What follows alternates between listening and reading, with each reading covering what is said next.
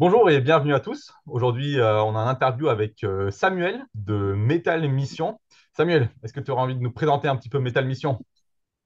Bah oui, si vous voulez, un petit descriptif, c'est une association qui a commencé en 2017, enfin 2016, mais qui a commencé à être active sur le terrain depuis 2017. Et notre cœur de cible, c'est l'évangélisation parmi le milieu métal en général, enfin, et tous les sous-groupes du métal, enfin, tout ce qui est un peu underground, les gens habillés en noir. Non, je fais une blague, mais voilà, vous avez compris. Ça C'est marche. ça que le Seigneur nous a appelé à faire et ben, on s'aperçoit que depuis, ça fait combien, 3 et 3, je sais pas, ça fait 6 7 ans, 8 ans maintenant, ben, que c'était vraiment de lui, quoi, parce qu'on commence à avoir des fruits et donc c'est encourageant, quoi. Ok, chouette. Et Metal Mission, vous êtes combien à peu près dans l'organisation ou dans l'association à travailler ou à être plutôt sur des sites comme ça, sur des concerts? Ben, il y a une vingtaine de personnes qui sont dans la Metal Mission et à peu près, hein, grosso modo, des fois un peu plus, un peu moins, mais on va dire une vingtaine qui servent dans la Metal Mission pour apporter l'évangile parmi ce milieu-là, quoi. C'est ça. Donc, ce que vous faites principalement, hein, si je dis pas de bêtises, corrige-moi, mais c'est vous allez sur les concerts et vous apportez en fait l'évangile, vous parlez, parce que vous, Ouais, justement, vous avez cette fibre déjà et ouais, ce même beaucoup de, intérêt pour la musique, qui, quelque part, ça facilite souvent le dialogue. beaucoup de gens sont issus de ce milieu, enfin, la majorité des gens de la Metal Mission sont issus de ce milieu, et puis ils ont rencontré à un moment ou à un autre Christ, ça changeait leur vie, je pense que c'est un peu basique ce que je dis, mais comme dans toutes les... Et Dieu utilise ce qu'on était pour sa gloire, comme dit un des missionnaires de la Metal Mission. Il a pris tout ce que j'étais pour sa gloire. Et il utilise ce qu'on était parce qu'on connaît bien ce milieu-là pour aller impacter dans ce milieu et leur parler de Jésus, quoi, en fait, simplement. Ok, ok. Oui, et donc tu me disais, parce qu'en fait, pour ceux qui... C'est pas la première fois qu'on fait l'interview, c'est la deuxième fois déjà. La semaine dernière, ça n'avait pas fonctionné avec Samuel, donc là, on re-enregistre en fait l'interview, on refait semblant de retravailler tous les sujets. Bref. Et donc, tu me disais la dernière fois aussi, dans la dernière interview qu'on avait fait, que vous aviez développé une application l'année dernière. C'était un peu le gros projet.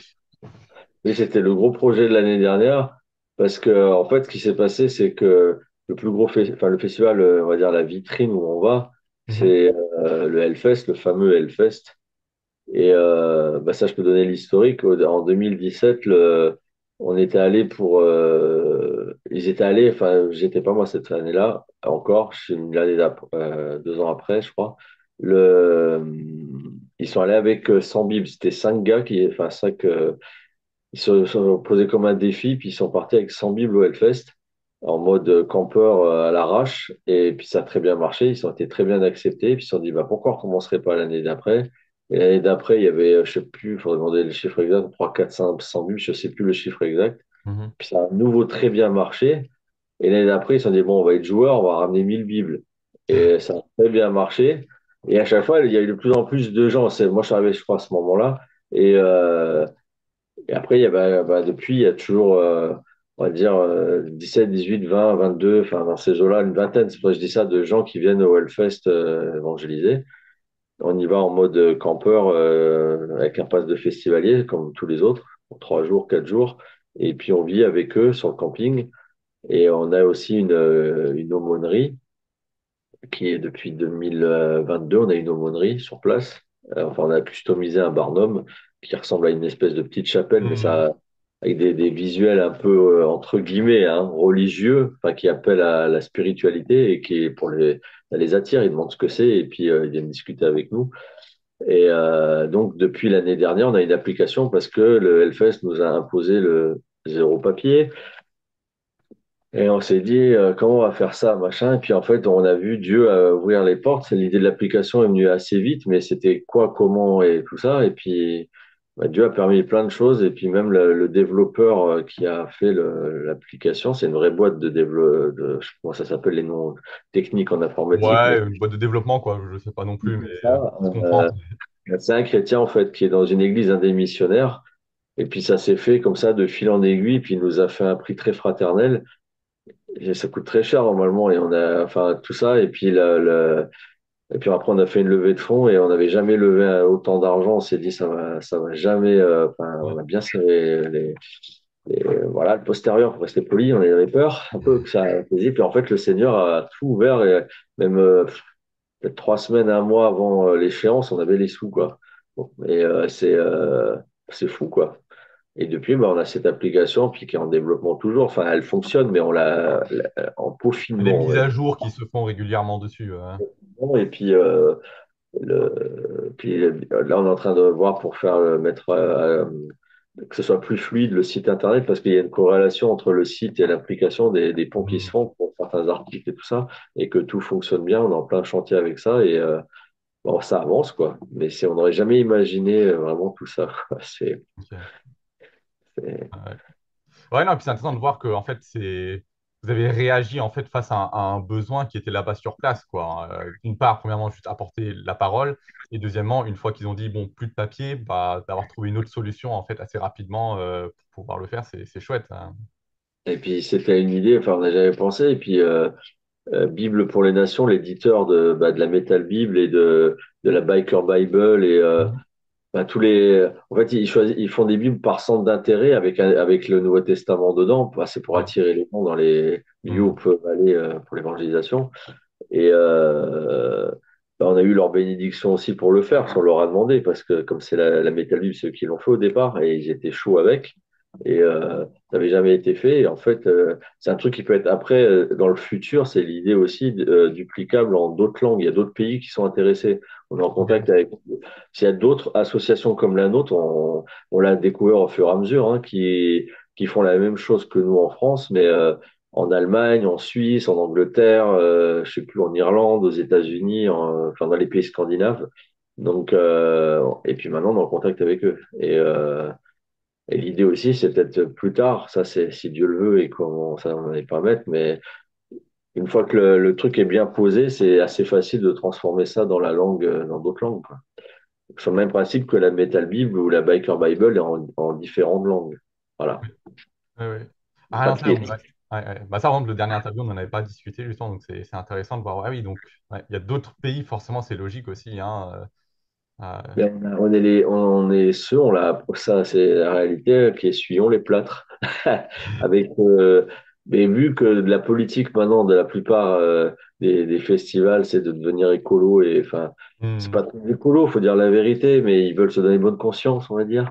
Donc, bah,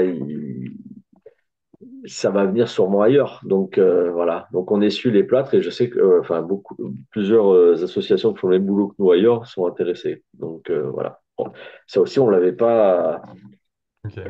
on l'avait pas prévu. Mais c'est là qu'on voit que Dieu, des fois, par un stop, en fait, c'est pas un stop. C'est ce qu'on a, enfin, quand on a eu le stop, on s'est dit, waouh, qu'est-ce qui se passe? Mais en fait, c'était juste, bah, tu vois la porte, mais maintenant tu vas passer par la fenêtre, mais tu vas passer. Et c'était un peu Hmm. ça, quoi. Et voilà. Ça s'est fait sans qu'on le force, je sais pas comment dire ça. Ça s'est Ouais, fait ouais. naturellement, en fait. Hmm. C'est Bon, vous là avez juste qu'on voit. répondu, quelque part, vous avez juste répondu à un besoin, en fait, hein. C'est aussi simple que ça, hein. Ouais, tout à fait. Donc voilà, et puis après, bon, c'est sûr, hein, le Corpus, c'est de la librairie, donc c'est du papier, et c'est super le papier à la maison, mais c'est sûr qu'en évangélisation, justement parce qu'on parle de l'application, c'est une stratégie différente parce que on a essayé, enfin on a commencé ça l'année dernière, il faut qu'on peaufine ça, c'est tout en un nouveau pas, quoi, parce que comment dire, si tu partages l'application, quelque part, si tu donnes un coup de main à la personne pour l'installer sur son portable et machin, tu rentres dans son intimité, parce que son portable, c'est Hmm. son intimité, enfin son smartphone. Donc, c'est une façon un peu différente d'évangéliser que quand des fois, après une bonne discussion, on donnait la Bible et enfin comme un cadeau, la personne la prend ou la prend pas, mais tu rentres pas dans son intimité quelque part. Tandis que là, c'est un peu la stratégie d'évangélisation un peu différente. Il faut Hmm. créer un contact et un dialogue et après pouvoir, voilà, pour l'application, quoi. Mais bon, Ouais, et on apprend, hein. ouais, ouais, ouais. Bon, on en parlait dans le dernier interview, du coup, que le soutien que nous, on va vous faire là, je crois que c'est aux alentours des 2200 euros, un peu au-dessus. Ouais, c'est super gentil déjà, ça. Euh, Merci. Ouais, du coup, ça vient un petit peu un an en retard par rapport à l'application et ce grand lancement. Même si, bon, Ouais. il y a toujours des frais, évidemment, d'entretien, justement pour ces mises à jour, pour le site internet, etc. D'ailleurs, je mettrai le site internet dans la description de la vidéo, Ouais. parce qu'on ne sait jamais trop avec quoi les tirets, les points, etc. Pour Mettre quoi? l'application, si vous voulez aussi ce qu'elle marche, hein, l'application. Donc, C'est ça. elle est sur Google Store, et, enfin Android, et puis sur Apple, enfin App Store, quoi. Ça, Ok, les deux. ok, ok, ça marche, ça marche. Ok. Bon, ouais, bah, pareil, j'essaie de mettre un maximum de liens pour que les personnes puissent voir tout ça. Et donc, du coup, Mhm. voilà, c'est ça. L'argent sera sûrement utilisé ça pour des frais d'entretien.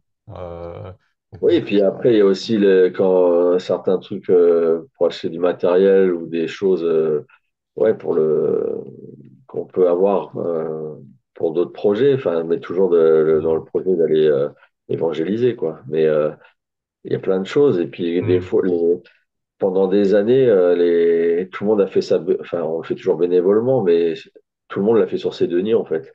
hmm, Euh, et puis, des fois, bah, si on peut donner un petit coup de main, c'est ce qu'on a fait cette année, parce on était un peu plus large pour la nourriture, par exemple. Là, cette année, ouais, c'est ce qu'on a payé aux missionnaires qui étaient au Hellfest, par exemple, la ok, nourriture.